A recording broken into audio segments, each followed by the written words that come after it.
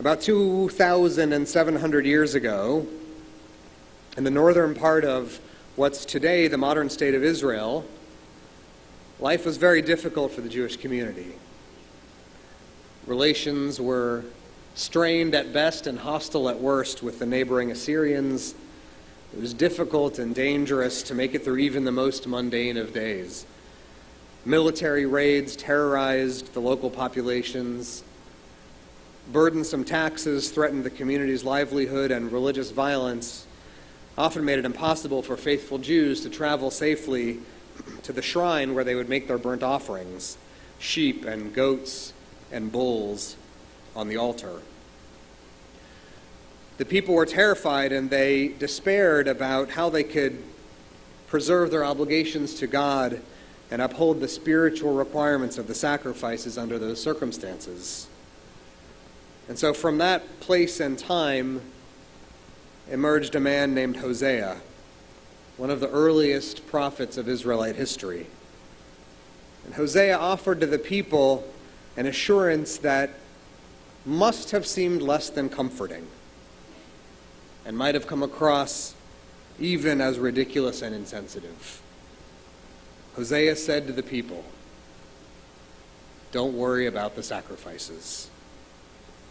Don't endanger yourself with the belief that your love for God can only be demonstrated at the altar. Instead," he said, "take up your words and offer instead the bulls of your lips." In other words, he said, leave the livestock at home.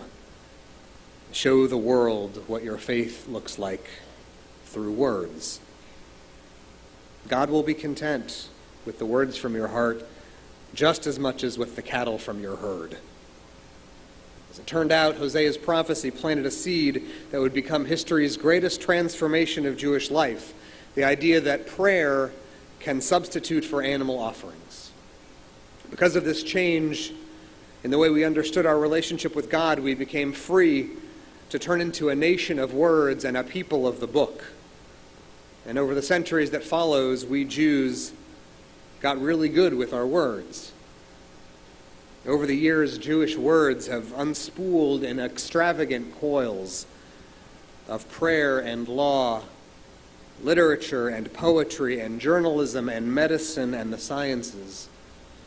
Hosea's urging that we offer the bulls of our lips was what liberated us to build a Jewish spirituality of words, to replace a spirituality of sacrifice and become the people we are today.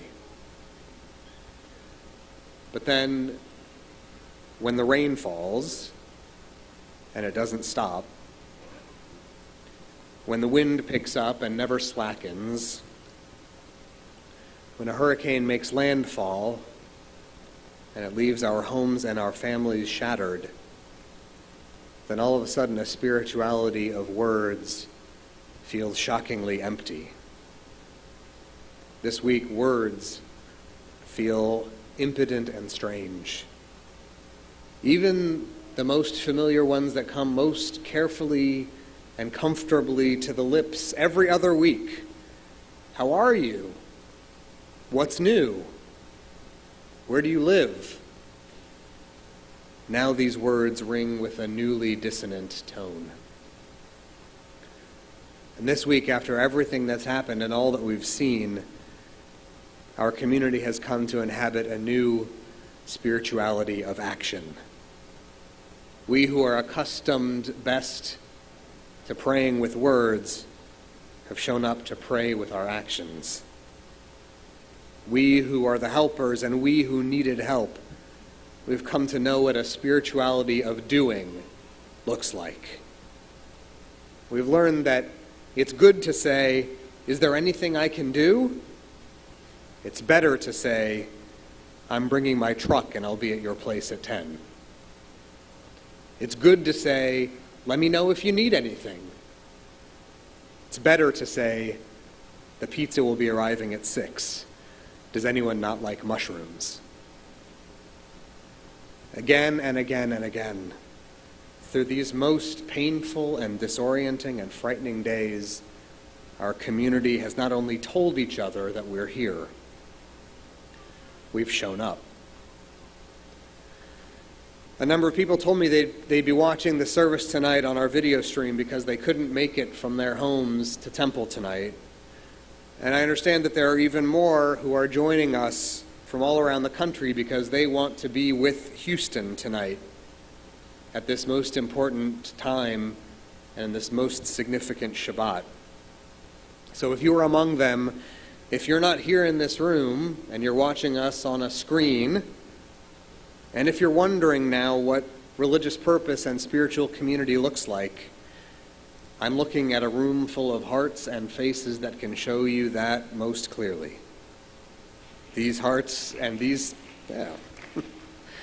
hearts and these faces have taken on the powerfully comforting realization that we are in this together. In this place, in this city, in our dozens of neighborhoods, and in the infinitely complex webs of connection that bind us to each other, we're in it together. And we're doing whatever we know how to do. This week, our people have drawn deeply from the internal reservoirs where their own gifts dwell the most natural, and they've given the most generous gifts of their hearts. I've heard dozens of stories this week, and I'm sure you have too. One person says, I don't know how to put in drywall, but I know how to bake cookies. So it's going to be 3 dozen oatmeal raisin. Another says, my shoulders aren't strong enough to rip up carpet, but I can do laundry. So I'll be there at 3 with a basket.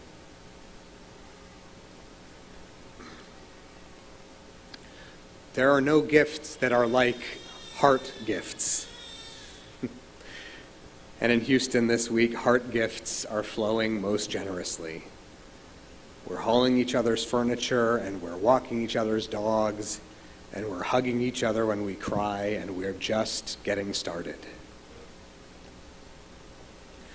And that, I think, was what Hosea had in mind in the first place when he brought his prophecy 2,700 years ago, that none of us can be prevented from living a life of holiness because of what we do not have.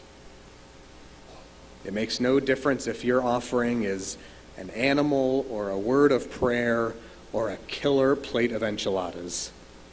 When you give your heart's best gifts, they are unfailingly accepted, and they will be enough. This is a lesson that we'll have to remember and return to again and again as we begin this process of recovery that will almost certainly take many more dollars and many more months than any of us have imagined. Jewish tradition tells us at every opportunity that we're not alone. And this is a pronouncement about us as much as it is about our theology. No matter what we believe in or whether we believe at all, the most important thing for us to remember in our abundance and in our need, in our hours of comfort and our times of anxiety, we're not alone. That's what we've learned this week.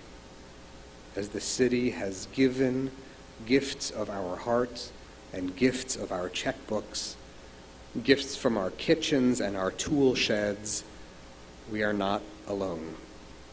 And when we wake up tomorrow, and the day after tomorrow, and the next day, and the next, and the next, when we wake up and we show up for each other, we'll remember this truth, that we are not alone.